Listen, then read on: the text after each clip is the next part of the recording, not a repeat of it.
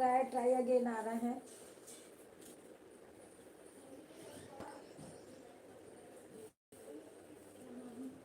YouTube पे ना log नहीं हो रहा है, बार बार ट्राई अगेन बोल रहा है लाइव स्ट्रीमिंग में। ये तो चालू हो गया, लाइव नंबर आ रहा है यहाँ पर, लाइव ही हेलो। मैं देखूँ तुम्हारा आ रहा है कि नहीं, मैं अपने में देखती हूँ। ये देखो यहाँ पर नंबर ऑफ पीपल दिख रहे हैं, 2 लोग जुड़ गए हैं आपके साथ, 4 जुड़ 4 गए। जुड़ गए। चैट कहाँ से होगा? यहाँ से। ये live chat. You are live. Remote devices उठा और उठा। ये क्या हो गया? रिमोट डिवाइस कैसे है? Rotate device. हैं?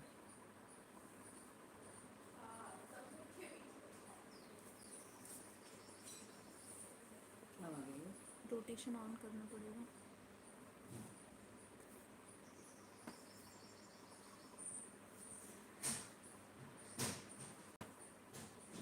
रिमोट डिवाइस लॉक बता रहा है। Rotate device. वो हाल चाल पूछना था। नहीं होना ना। ऐसे में ही चलेगा ना, अभी तो कनेक्ट है।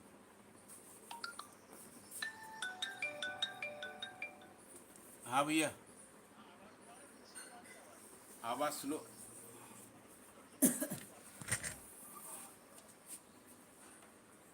हाँ लगाना है इसको। ये रिमोट डिवाइस लॉक क्यों दिखा रहा है? रोटेट डिवाइस बोल रहा है। रोटेट डिवाइस है। अच्छा रोटेट, रुक जाओ, रोटेट ऑफ। ठीक है। क्या? रुको, पोर्ट्रेट में ही चलाएंगे वो। पोर्ट्रेट में ये अटके करे नहीं नहीं आएगा उसमें, आएगा नहीं। तो अपन को और कोई जुगाड़ लगाना पड़ेगा। इसी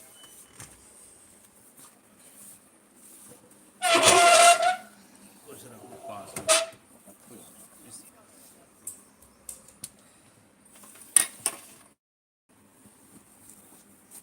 हार्ड चीज। हाँ कर रहे हैं। पापा उससे फिसल जाएगा। हो गया है ना। अब दिखा। किताब दो, हाँ किताब। किताब यही थी ना। ये लो, ये है। हाँ लो चलो, अब बढ़िया दिख रहे हैं। चलो ओके। ठीक है ना भैया, ठीक दिख रहा है ना। हाँ हाँ ठीक है। ये हाँ थोड़ा हैवी रखो है। चलो तो सभी को नमस्कार। पहले और जुड़ जाए लोग उसमें वेट कर। निमिषा का हो गया कि नहीं जरा पूछ लो। हर्ष आ गया है, निमिषा को पूछते हैं।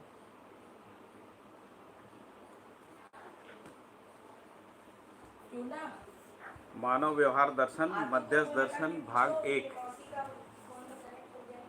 अध्याय 3 सृष्टि दर्शन। मानव ने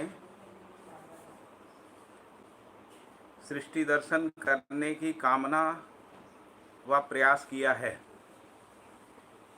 यथा जीव जगत ईश्वर और स्वयं को प्रतिपादित व व्याख्यायित करने का प्रयास किया है।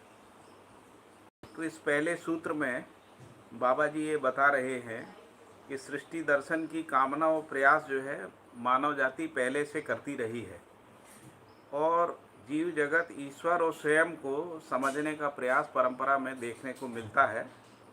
यदि हम इसको दर्शन की दृष्टि से देखें तो विगत में 2 ही दृष्टियाँ देखने को मिलती हैं, एक आदर्शवादी दृष्टि है और दूसरी भौतिकवादी दृष्टि है। मध्यस्थ दर्शन सहअस्तित्ववादी दृष्टि श्रद्धेय ए नागराज जी के द्वारा प्रतिपादित की गई है।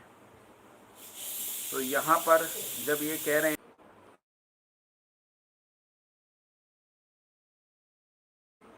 धरती तथा जीवावस्था का प्रकाशन सृष्टि है, तो पदार्थावस्था के रूप में जो भी पदार्थ पिंड हैं और उसके रूप में जो भी रचनाएं हैं और यह धरती समृद्ध धरती है और इस धरती पे प्राणावस्था, जीवावस्था, ज्ञानावस्था के रूप में सृष्टि का प्रकाशन है। सृजन, विसर्जन, पोषण और शोषण के भेद से सृष्टि दर्शन है। आवाज थोड़ी तेज बोलो।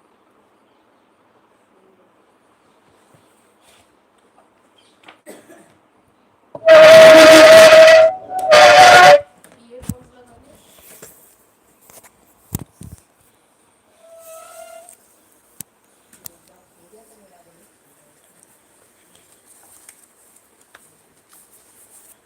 अभी ठीक आ रही है? पूछो आवाज।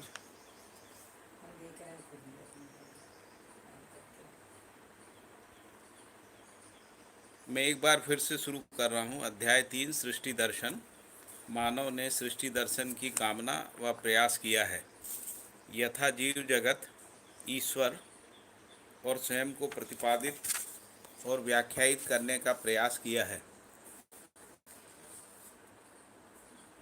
इस सूत्र में बाबा जी इस बात का संकेत दे रहे हैं कि विगत में आदर्शवादी और भौतिकवादी दृष्टि से जीव जगत, ईश्वर और स्वयं को प्रतिपादित और व्याख्यायित करने का प्रयास किया गया है। यहाँ पर इस अध्याय में सह अस्तित्ववादी दृष्टि से जीव जगत, ईश्वर और स्वयं को प्रतिपादित और व्याख्यायित करने के लिए व्याख्याएं प्रस्तुत की गई हैं। दर्शन का मतलब होता है दृश्य को देखने की जो क्रिया है, उसको दर्शन कह रहे हैं। तो जब हम दर्शन की परिभाषा को समझते हैं तो इसमें तीनों का होना जरूरी है। दर्शक का होना, दृष्टि का होना और दृश्य का होना। और यदि हम जब दृश्य की बात करते हैं तो दृश्य के रूप में संपूर्ण सृष्टि ही है, या मध्य दर्शन की भाषा में कहेंगे तो संपूर्ण सह अस्तित्व ही दृश्य है। तो सह अस्तित्व में जो दृष्टि है उसको यदि हम समझने का प्रयास करते हैं तो इसमें पदार्थावस्था का संगठन एवं रचना और समृद्ध धरती तथा धरती पर प्राणावस्था, जीवावस्था, ज्ञानावस्था का प्रकाशन सृष्टि के रूप में है। यहाँ पर सृजन, विसर्जन, पोषण और शोषण के भेद से सृष्टि दर्शन है। तो सृजन का मतलब है इकाई प्लस इकाई। तो सृष्टि में जो भी सृजन है, जिसको हम लोग प्राणावस्था, जीवावस्था, ज्ञानावस्था के रूप में देखते हैं, यह सारा सृजन इकाई और इकाई के योगफल में ही है। विसर्जन का मतलब है जब प्राणावस्था जो है विसर्जित होती है, या रचनाएं विरचित होती हैं, या संगठन विघटन होता है, या ज्ञानावस्था में मानव जन्म और मृत्यु होती है, उस रूप में विसर्जन की क्रिया है। पोषण का मतलब है पोषण इकाई प्लस अनुकूल इकाई के रूप में परिभाषित किया गया है। इकाइयों को हम लोग प्राणावस्था, जीवावस्था, ज्ञान इकाइयों के रूप में देखते हैं। तो जब इसमें कोई अनुकूल इकाइयों का योगफल रहता है, उस स्थिति में इकाइयों का पोषण होता है। और यदि इकाइयों के साथ प्रतिकूल इकाइयाँ होती हैं, जैसे उदाहरण के रूप में ज्ञानावस्था के मानव के लिए यदि प्रतिकूल इकाइयाँ उनके साथ रहती हैं, उस स्थिति में शोषण होने की संभावना है या शोषण होता है। पदार्थ की परिभाषा है पद भेद से अर्थभेद को स्पष्ट करने वाली वस्तु की पदार्थ संज्ञा है। वस्तु का अर्थ वास्तविकता से है। तो पद भेद की जब बात करते हैं तो मध्यस्थ दर्शन बताता है कि प्राण पद, भ्रांत पद, देव पद और दिव्य पद के रूप में 4 पद हैं। और इन 4 पदों की जो अपनी मौलिकता है और जो उनका आचरण है, उसको स्पष्ट करने वाली वास्तविकता ही है। तो यहाँ वास्तविकता का अर्थ है कि जब वस्तु, अगला सूत्र है निरपेक्ष ऊर्जा व पदार्थ के सह अस्तित्व में ही सृष्टि कार्य है। निरपेक्ष ऊर्जा जो व्यापक रूप में सहज सत्ता अस्तित्व है, जिसके उत्पत्ति का कारण सिद्ध न हो, उसको निरपेक्ष ऊर्जा संज्ञा है।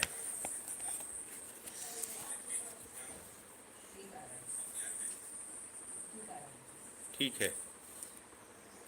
तो यहाँ पे जो व्यापक वस्तु है, तो व्यापक वस्तु के बारे में ये कहा गया है कि वो निरपेक्ष ऊर्जा है और उसकी उत्पत्ति का कारण सिद्ध नहीं होता है। तो ऐसा क्यों कहा गया?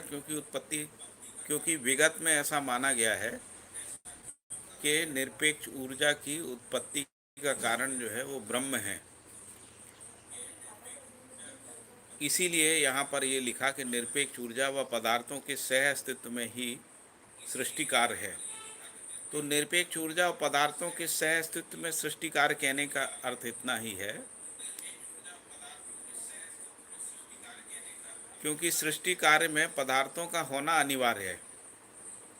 यदि पदार्थ नहीं है तो केवल निरपेक्ष ऊर्जा से पदार्थ की उत्पत्ति सिद्ध नहीं होती है। विगत में ऐसा माना गया है कि ब्रह्म से या निरपेक्ष ऊर्जा से जगत की उत्पत्ति हुई है। तो सह अस्तित्ववाद इस बात को प्रतिपादित कर रहा है कि निरपेक्ष ऊर्जा व पदार्थ, और इसको हम प्रकृति भी कह सकते हैं,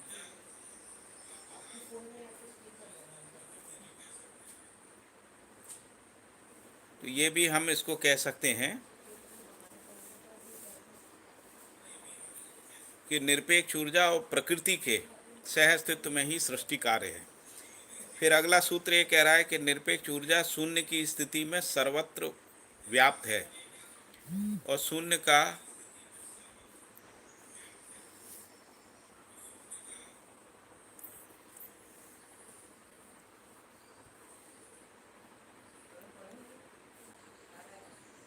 आ रहा है साहब। निरपेक्ष ऊर्जा शून्य की स्थिति में सर्वत्र प्राप्त है। तो शून्य का अर्थ जो स्वयं में क्रिया नहीं है। तो व्यापक वस्तु ही शून्य है क्योंकि व्यापक वस्तु स्वयं में क्रिया नहीं है। जो स्वयं में क्रिया नहीं है पर सभी क्रियाएं उसमें समाहित हैं, आवेष्टित हैं एवं आश्लिष्ट हैं, इसकी शून्य संज्ञा है। तो यदि हम सह अस्तित्व में प्रकृति का या पदार्थ का अध्ययन करते हैं तो उसमें क्रियाशीलता के रूप में उसकी पहचान होती है, लेकिन व्यापक वस्तु में कोई क्रिया नहीं है, इसलिए उसकी शून्य के रूप में संज्ञा है। और ये व्यापक वस्तु सभी जगह व्याप्त है, यानी इसकी कोई सीमा का अनुमान मानव को नहीं लगता है। सापेक्ष एवं निरपेक्ष भेद से ऊर्जा है, इसे सापेक्ष ऊर्जा व निरपेक्ष ऊर्जा के रूप में पहचानना और समझना होता है। कार्य ऊर्जा सापेक्ष है तथा व्यापक रूप में निरपेक्ष ऊर्जा नित्य वर्तमान है।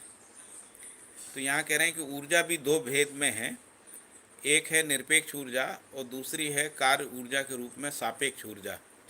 सापेक्ष ऊर्जा को परिभाषित किया है इकाइयों की परस्परता के बिना जिस शक्ति का प्रकटन ना हो वह सापेक्ष ऊर्जा है। तो इसका आशय है कि इकाइयों की परस्परता में ही सापेक्ष ऊर्जा का प्रकटन है। भौतिक रासायनिक वस्तुओं की परस्परता में अथवा परस्परता वश प्रकट होने वाली शक्तियाँ जैसे दबाव, तरंग, प्रभाव को सापेक्ष ऊर्जा के रूप में पहचाना जाता है। ताप, ध्वनि, विद्युत भी सापेक्ष ऊर्जा हैं। तो यहाँ सापेक्ष ऊर्जा के बारे में बताया कि तरंग व प्रभाव को सापेक्ष ऊर्जा के रूप में पहचाना जाता है और साथ ही ताप, ध्वनि और विद्युत भी सापेक्ष ऊर्जा है। निरपेक्ष पदार्थ के बिना यहाँ पुनः एक बार सह अस्तित्व है, यानी निरपेक्ष ऊर्जा की जो पहचान है वो पदार्थ या प्रकृति में ही होती है। दूसरी बात ये कही गई है कि निरपेक्ष ऊर्जा के बिना पदार्थ में मूल चेष्टा नहीं है। तो पदार्थ में मूल चेष्टा का जो कारण है वो निरपेक्ष ऊर्जा के रूप में सिद्ध होता है। निरपेक्ष ऊर्जा में प्रकृति नित्य वर्तमान है। तो प्रकृति के अंदर जो उस प्रकृति की जो नित्यता है और उसमें जो वर्तमानता है, वर्तमानता का मतलब है उद्भव विभव प्रलय के साथ प्रकृति का बना रहना, है ना। इसी को शाश्वतता भी कहते हैं। लेकिन जब हम इसको निरपेक्ष ऊर्जा और प्रकृति के सह अस्तित्व में देखते हैं तब इसको नित्य वर्तमान कहते हैं। मूल चेष्टा श्रम गति परिणाम की सम्मिलित क्रिया ही मूल चेष्टा है। और इसकी व्याख्या में लिखा है, संपूर्ण पदार्थ अपनी परमाणविक स्थिति में सचेष्ट है। यानी परमाणविक स्थिति में परमाणु में जो सचेष्टता है उसके रूप में मूल चेष्टा को पहचाना गया है। इसलिए स्पष्ट होता है कि उन्हें ऊर्जा प्राप्त है। जिस शक्ति या ऊर्जा से समस्त पदार्थ अपने परमाणविक स्थिति में सचेष्ट हैं वही निरपेक्ष ऊर्जा है। यहाँ निरपेक्ष ऊर्जा को एक बार फिर से परिभाषित किया है या समझाने का प्रयास किया है कि समस्त पदार्थ अपनी परमाणविक स्थिति में सचेष्ट हैं, यानी ऊर्जा संपन्न है, यानी उसमें श्रम गति परिणाम की निरंतरता बनी हुई है ना। और उसका जो कारण है वो निरपेक्ष ऊर्जा है। उक्त रीति से पदार्थ एवं निरपेक्ष ऊर्जा का सह अस्तित्व सदा सदा अविभाज्य रूप में होना सिद्ध होता है।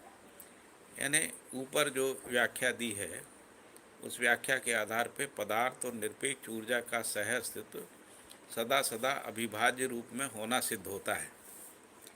मानव सुदूर विगत से वर्तमान तक परमाणुओं में पाए जाने वाली क्रियाशीलता के लिए मूल ऊर्जा के स्रोत के संदर्भ में अज्ञात है।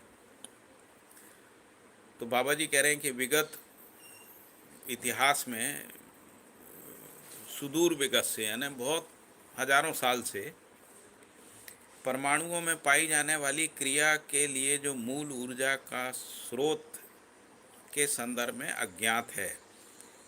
तो आदर्शवाद में भी जो पार्टिकल्स हैं इस अक्षय ऊर्जा संपन्नता का जो कारण है वो अज्ञात है।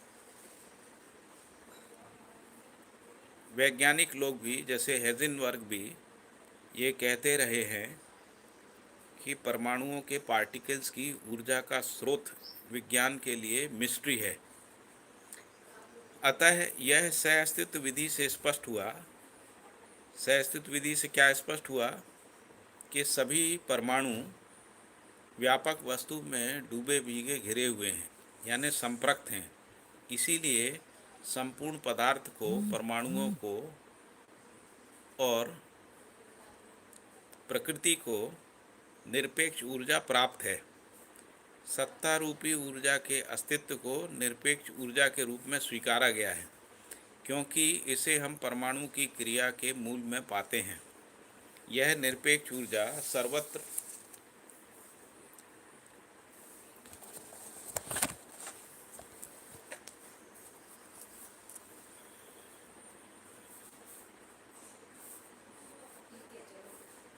सत्ता रूपी ऊर्जा के अस्तित्व को निरपेक्ष ऊर्जा के रूप में स्वीकार किया गया है, क्योंकि इसे हम परमाणुओं की क्रिया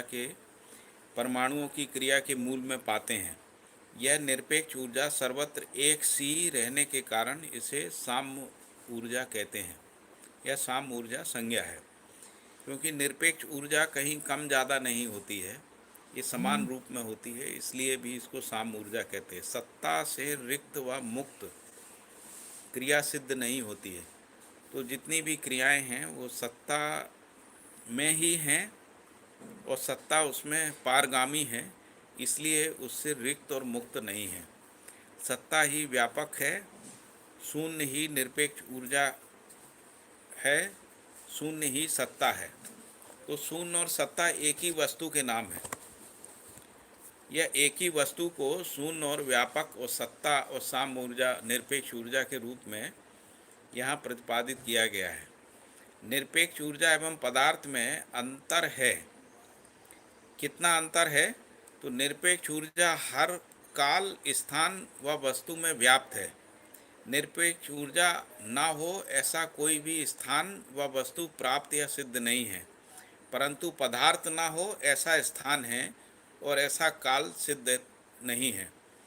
तो पदार्थ ना हो ऐसे तो बहुत स्थान हैं। यदि हम अस्तित्व में देखते हैं तो हमको ऐसे स्थान की कल्पना हमारे अंदर में बनती है जहाँ पर प्रकृति नहीं है लेकिन व्यापक वस्तु है। परंतु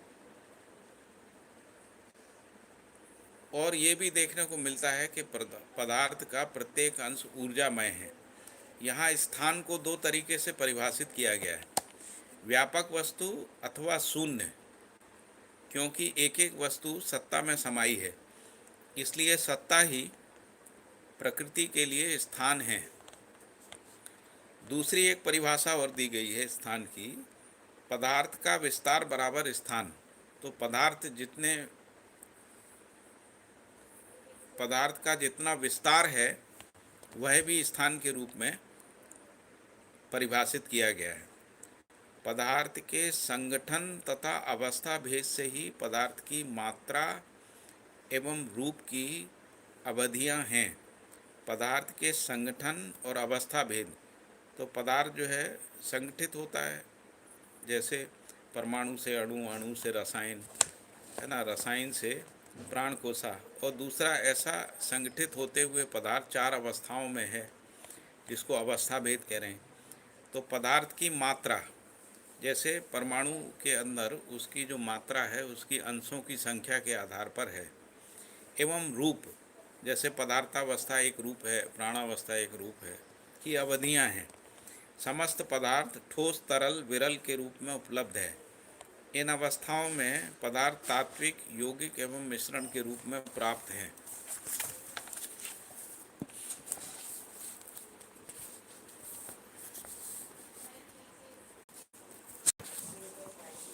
है कनेक्ट हुआ है, आ गया। तो मिश्रण का अर्थ है विजातीय परमाणु अथवा अणु समूह का ऐसा गठन जिसमें सभी अपने अपने आचरण को बनाए रखते हैं, जबकि यौगिक में क्या, वस्तुएं निश्चित अनुपात में अपने अपने आचरण को त्याग कर एक नए आचरण को प्रस्तुत करते हैं, उसको यौगिक कह रहे हैं। तो यौगिक में रासायनिक परिणाम होते हैं, जबकि मिश्रण में केवल भौतिक परिणाम होते हैं। परमाणुओं के मध्यांश एवं आश्रित कणों की संख्या भेद से परमाणुओं की जाति एवं अवस्था और मात्रा का निर्णय होता है। जैसा पहले भी कहा गया कि परमाणुओं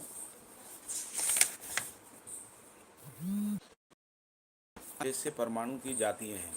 हम जितने भी प्रजाति या जाति के परमाणुओं को पहचानते हैं तो उसमें जो मध्यांश और आश्रित अंश की संख्या के आधार पर उन प्रजातियों का निर्धारण होता है या उनकी अवस्था का निर्धारण होता है, और मात्रा का निर्णय भी इसके आधार पर ही होता है। मात्रा को बाबा जी ने रूप, गुण, स्वभाव, धर्म के आधार पर भी परिभाषित किया है। वायु विरल पदार्थ राशि के नृत्य या तरंग रूप में गतिशीलता वायु है, जिसके योग से द्रव्य एवं ताप का प्रसव है। योग, तो योग मिलन को योग संज्ञा है। योग के दो भेद हैं, ऐक्य और सहवास। ऐक्य का मतलब है सजातीय मिलन की ऐक्य संज्ञा है, जब एक ही प्रजाति के परमाणु इकट्ठे हो जाते हैं ना, उसको सजातीय मिलन बोल रहे हैं, वो ऐक्य है। और सहवास का है जिस योग के अनंतर विलगीकरण हो, उसकी सहवास संज्ञा है। सहवास के अनंतर उन्नति की ओर प्राप्त संवेगों की प्रेरणा संज्ञा है। यदि सहवास है और उसमें प्रेरणा के रूप में संवेग प्राप्त हैं तब उन्नति है, अन्यथा अवनति है या ह्रास है। इसके विपरीत यदि प्रेरणा प्राप्त नहीं है यानी संवेग नहीं है, उस स्थिति को प्रतिक्रांति या ह्रास संज्ञा है। धारणा के प्रतिकूल चेष्टा को अथवा समस्या की ओर प्राप्त व्यवस्था की भी प्रतिक्रांति संज्ञा है। धारणा का मतलब है हर इकाई की जो धारणा है, जिसको हम लोग धर्म के रूप में पहचानते हैं, जो अस्तित्व, पुष्टि सहित जीने की आशा सहित सुख है चारों अवस्थाओं में। तो धारणा के प्रतिकूल चेष्टा यानी धर्म के प्रतिकूल यदि कोई चेष्टा है या समस्या है, या समस्या की ओर प्राप्त व्यवस्था ही प्रतिक्रांति के रूप में परिभाषित है। उन्नति का मतलब है गुरु मूल्य की ओर अथवा समाधान की ओर प्रगति ही उन्नति है। संवेग का अर्थ है संयोग से प्राप्त वेग ही संवेग है। धारणा, जिससे जिसका विलगीकरण संभव ना हो वह उसकी धारणा है, जो चारों पदों में अपने अपने स्थिति के अनुसार स्पष्ट है। तो धारणा चारों पदों में अर्थात पदार्थावस्था में, प्राणावस्था में, जीवावस्था में, ज्ञानावस्था में धारणा को धर्म के रूप में पहचान। समस्या, किसी भी घटना या क्रिया की समझ न होना समस्या है, अथवा कैसे और क्यों की समझ में न आना ही समस्या है। समाधान, किसी भी घटना और अथवा क्रिया के नियम की समझ होना ही समाधान है, अथवा कैसे और क्यों की पूर्ति ही समाधान है ना। अस्तित्व क्यों है, कैसे है, इसकी पूर्ति ही समाधान है। प्रकृति क्यों है, कैसे है, इसकी पूर्ति ही समाधान है। मैं क्यों हूँ, कैसे हूँ, इसकी पूर्ति ही समाधान है। गुरु मूल्यन, दीर्घकालीन परिणाम व अपरिणाम। उसमें लिखा है सहवास को फिर से एक्सप्लेन करो कमेंट।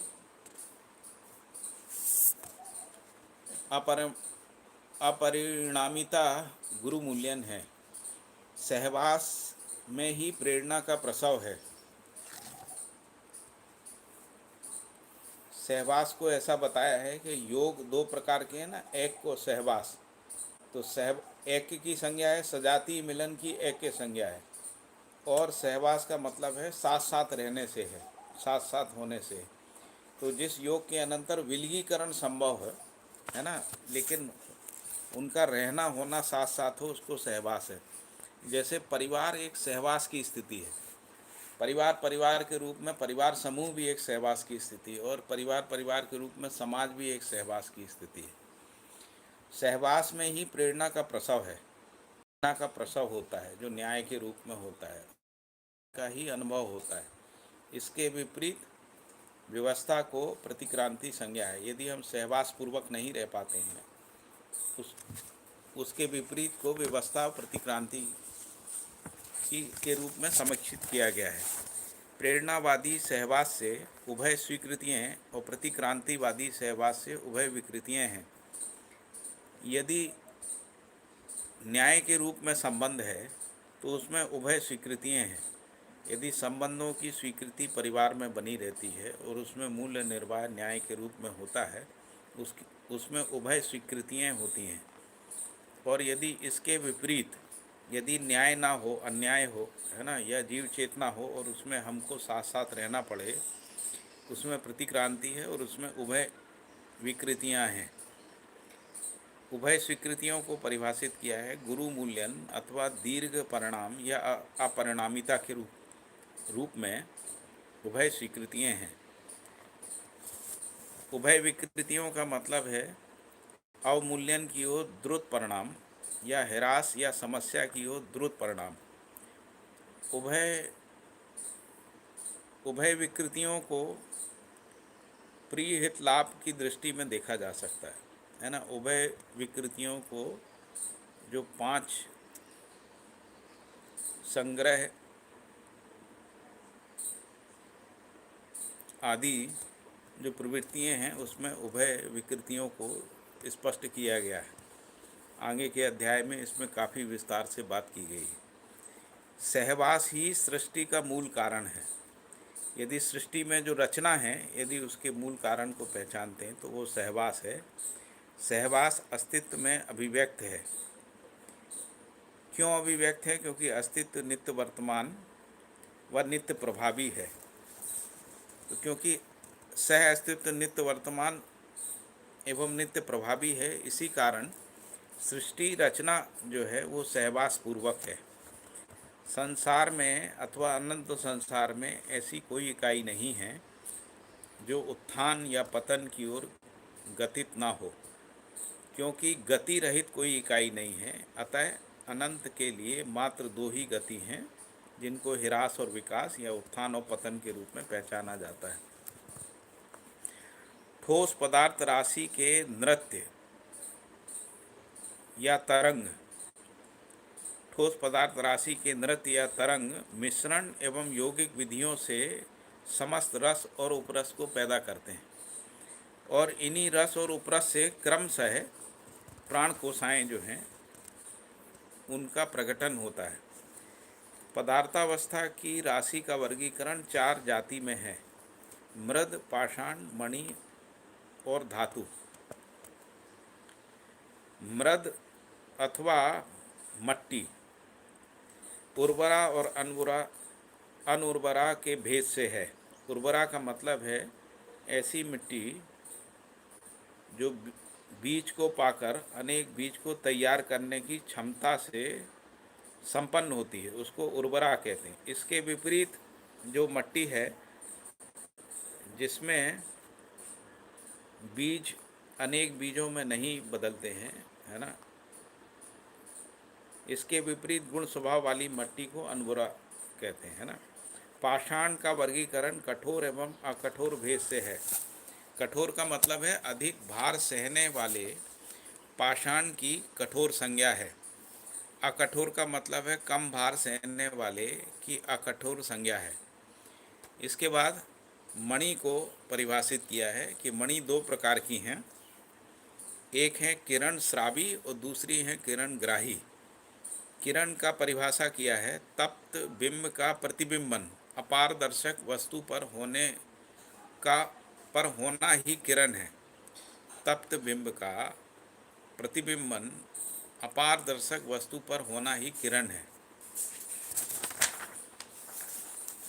और इकाइयों से बहिर्निहित अग्नि को ताप संज्ञा है। यदि इकाइयों से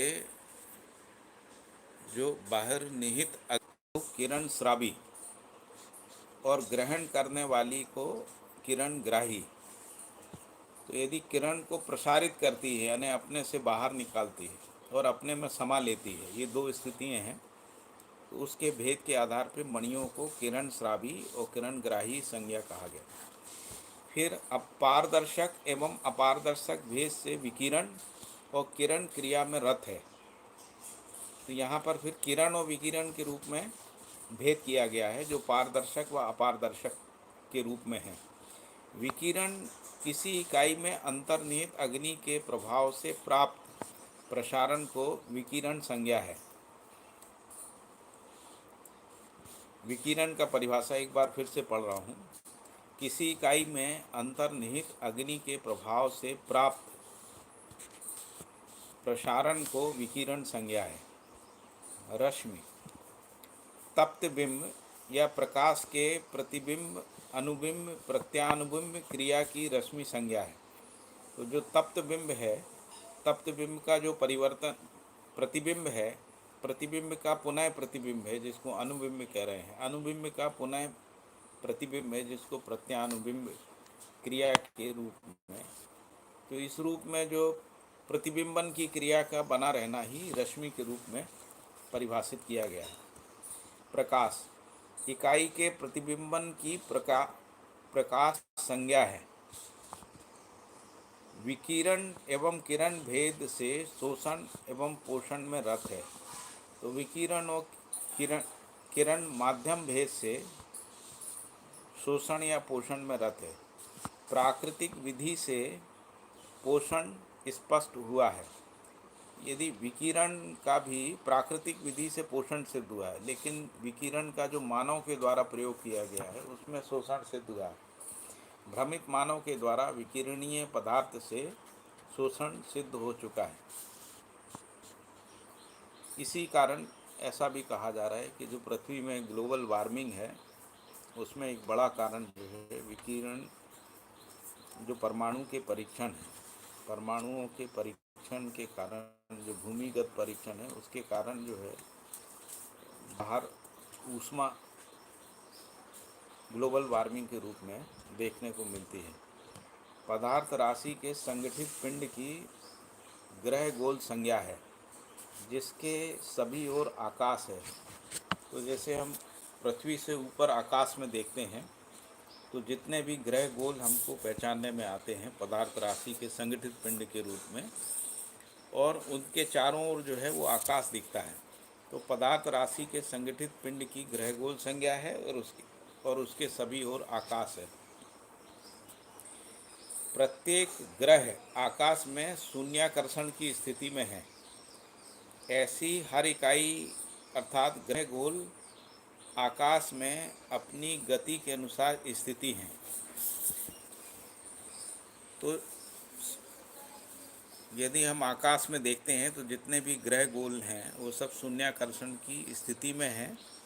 फिर ऐसा भी लिखा है कि ऐसी हर इकाई में अर्थात ग्रह गोल में आकाश में अपनी गति के अनुसार स्थिति में, यानी अपने होने को बनाए रखना है ना, उसके अर्थ में यहाँ पर स्थिति शब्द का प्रयोग किया गया।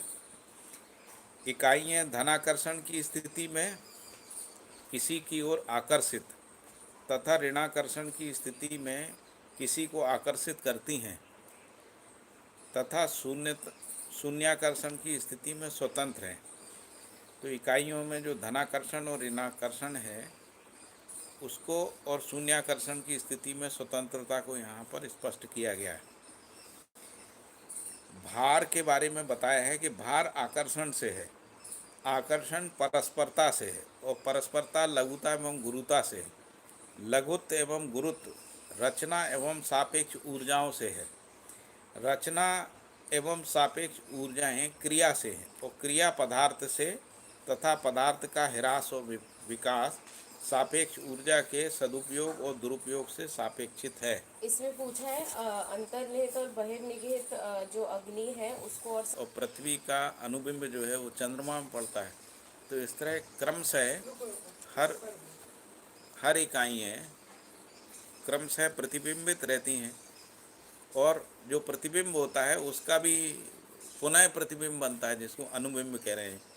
फिर इस अनुबिंब का पुनः प्रतिबिंब बनता है जिसको प्रत्यानुबिंब क्रिया कह रहे हैं, है ना, इस रूप में। अंतर्निहित और बहिर्निहित अग्नि।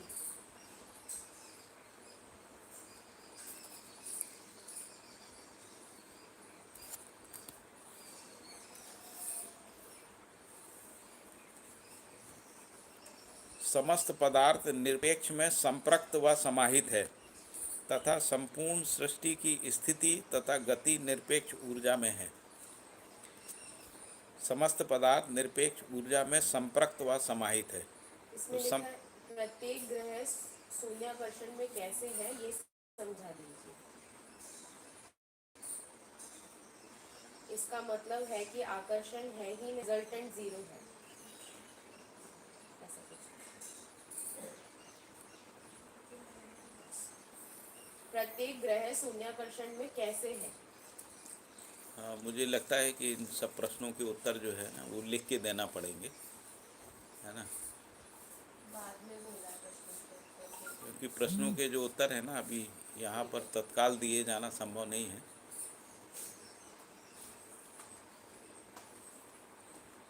ठीक है। तो जो भी प्रश्न हैं वो सब आ जाएंगे, फिर उन सारे प्रश्नों के उत्तर जो है क्रमशः दे दिए जाएंगे, है ना। ठीक है। तो समस्त पदार्थ निरपेक्ष ऊर्जा में संप्रक्त व समाहित है। तो संप्रक्तता का मतलब डूबे भीगे घिरे हुए रहने के रूप में, और समाहित होने का मतलब है संपूर्ण प्रकृति व्यापक वस्तु में होने से है, तथा संपूर्ण सृष्टि की स्थिति और गति निरपेक्ष ऊर्जा में है। तो संपूर्ण सृष्टि जो है वो निरपेक्ष ऊर्जा में ही उसकी स्थिति है। स्थिति का मतलब होना है, और गति का मतलब अपने आचरण के रूप में प्रकाशित होने से है ना। प्रत्येक चेष्टा से सापेक्ष ऊर्जा का प्रसव है। मूल चेष्टा के लिए निरपेक्ष ऊर्जा सबको प्राप्त है ही। तो मूल चेष्टा का मतलब है पदार्थ के परमाणुविक स्थिति में वातावरण के दबाव से मुक्त चेष्टा की मूल चेष्टा संज्ञा है। जैसे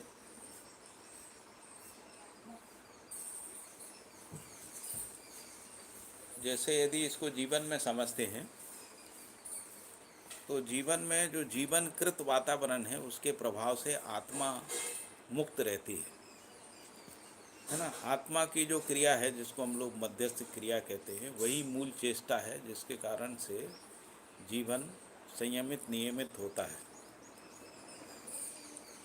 किसी भी भूमि पर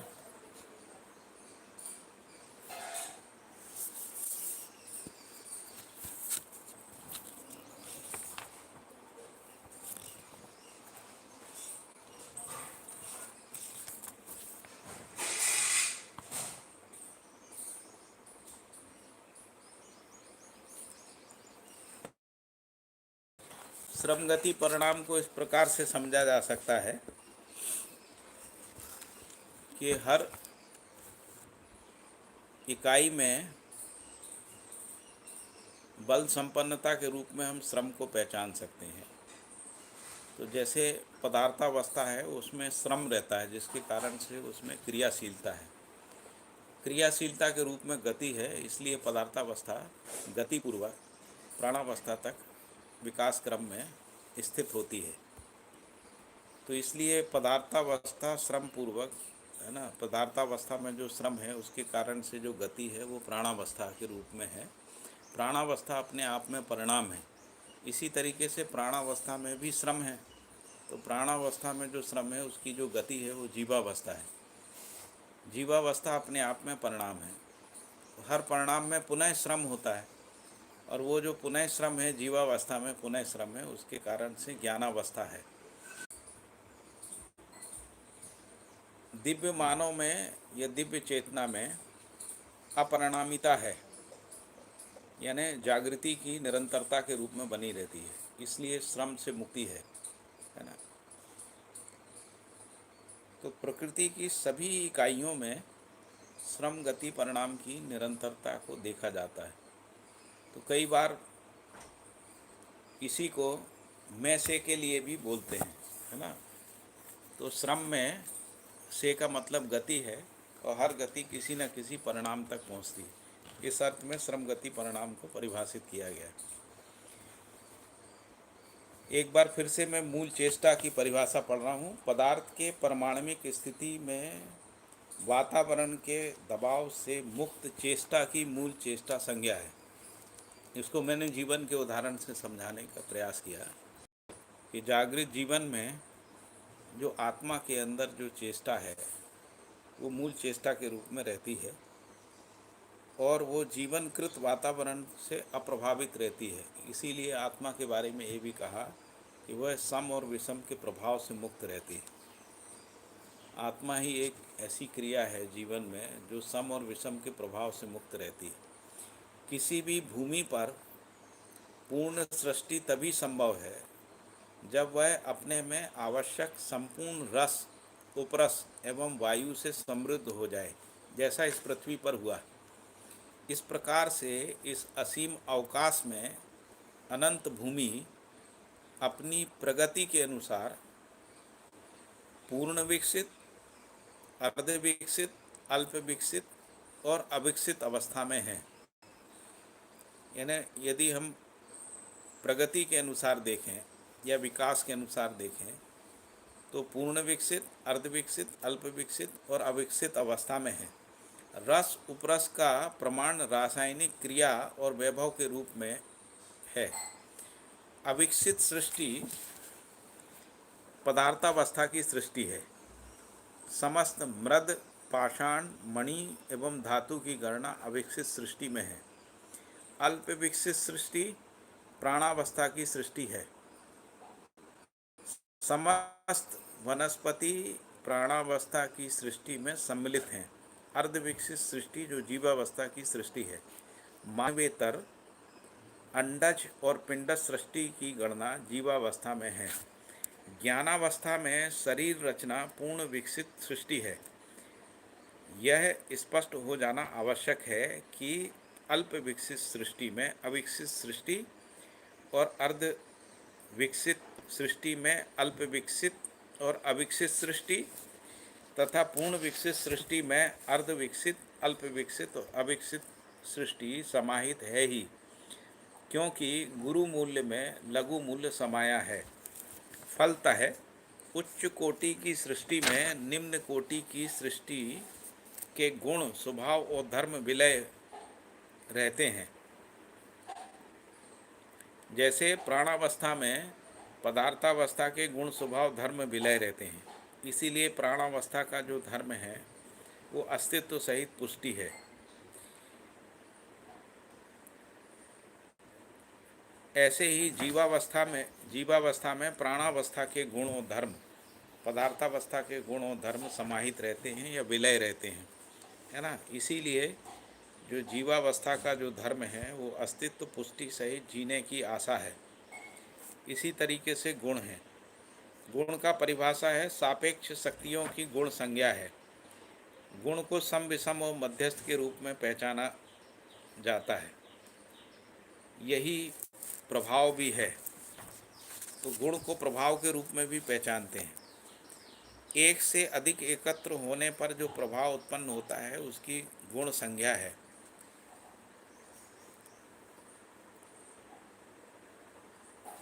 स्वभाव जिस कारण से किसी भी अवस्था की मौलिकता की पहचान होती है, दया, कृपा, करुणा में ही होती है। वीरता, उदारता, दया, कृपा, करुणा स्वभाव है। इसी को गुणों की उपयोगिता के रूप में, स्वभाव के रूप में भी पहचाना जा सकता है। धर्म का अर्थ है धारणा ही धर्म है। सृष्टि का उपरोक्त वर्गीकरण कोष घटन भेद से है। कोष का मतलब है आशय तथा प्रयोजन सहित निश्चित क्रिया संपदा ही कोष है। आशय तथा प्रयोजन सहित निश्चित क्रिया विशेष को कोष की संज्ञा है। कोष का तात्पर्य संपन्नता से है। जैसे प्रेरणा संपन्नता जो है वो जड़ प्रकृति में ऊर्जा संपन्नता, बल संपन्नता और चुंबकीय बल संपन्नता के रूप में पहचानने में आती है। यही चैतन्य इकाई में ज्ञान संपन्नता के रूप में रहती है। प्रेरणा संपन्नता ही प्राणमय कोष है। इसी प्रेरणा संपन्नता के आधार पर अंशों की परस्पर पहचान निश्चित दूरी में नियंत्रित रहकर परमाणु के रूप में प्रमाणित होता है। परमाणु में यह प्रवृत्ति ही प्राणमय कोष है। अनंत रचनाएं पंच कोशों के गठन के भेद के अंतर परिलक्षित हैं। इन 5 कोशों में क्रमशः प्राणमय कोश, अन्नमय कोश, मनोमय कोश, आनंदमय कोश और विज्ञानमय कोश हैं। प्राणमय कोश, अन्नमय कोश, यहाँ पर इसको परिभाषा को समझते समय कोश का परिभाषा स्मरण में रहना चाहिए। कोश का तात्पर्य संपन्नता से है और कोश आशय तथा प्रयोजन सहित निश्चित क्रिया विशेष को कोश कह रहे हैं। कोश का मतलब कोई कवच नहीं है। कोश का मतलब है आशय और प्रयोजन सहित निश्चित क्रिया से है। इस रूप में कोश की बात की गई है और ये कोश जो है संपन्नता के रूप में पहचानने में आता है। अन्नमय कोश जो है ग्रहण और विसर्जन करने वाले अंग की अन्नमय की क्रिया है। इस तरीके से हम लोग अन्नमय कोश को पहचान सकते हैं।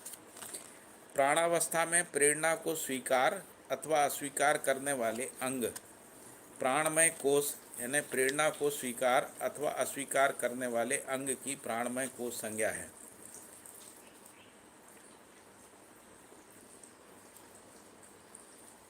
ऊपर भी इसको स्पष्ट किया है। प्रेरणा संपन्नता का अर्थ है ऊर्जा समय कोश की संज्ञा है।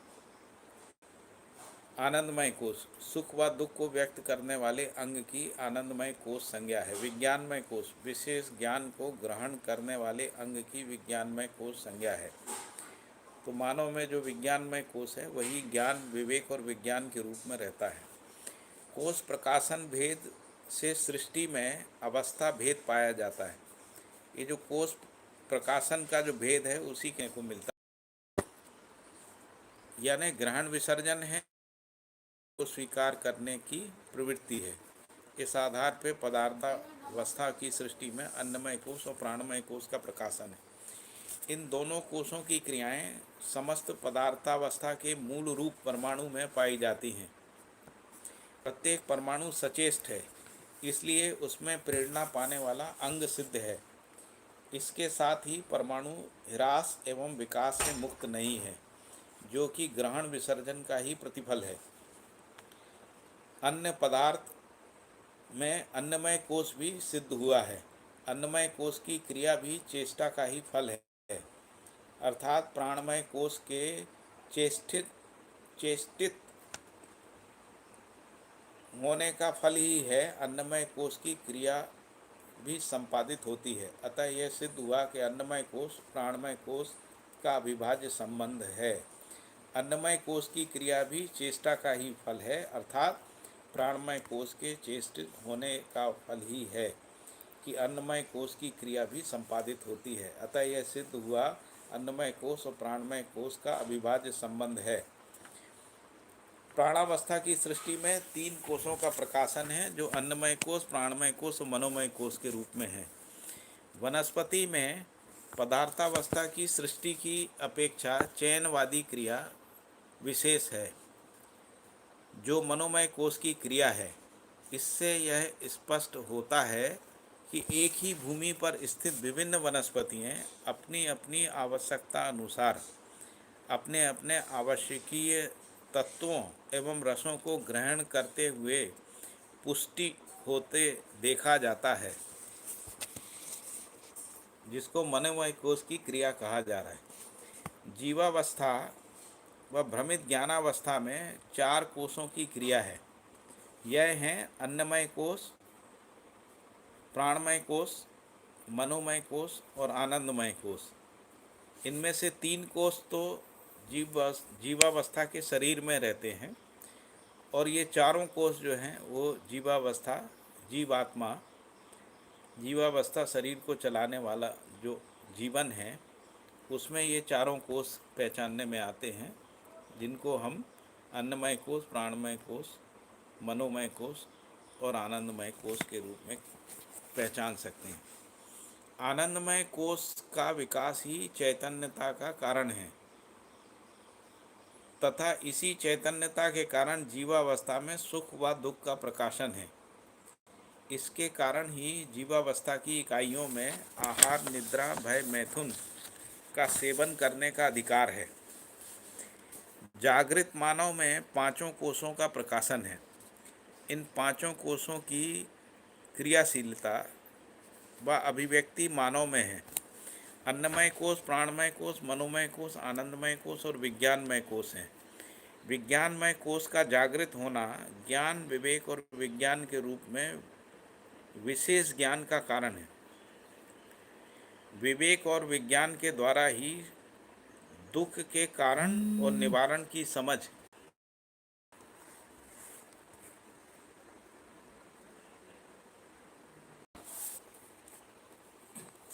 विज्ञानमय कोष का जागृत होना ज्ञान, विज्ञान और विवेक के रूप में विशेष ज्ञान का कारण है।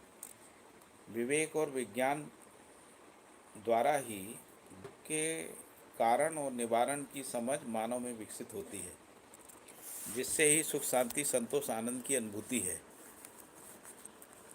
चारों अवस्थाओं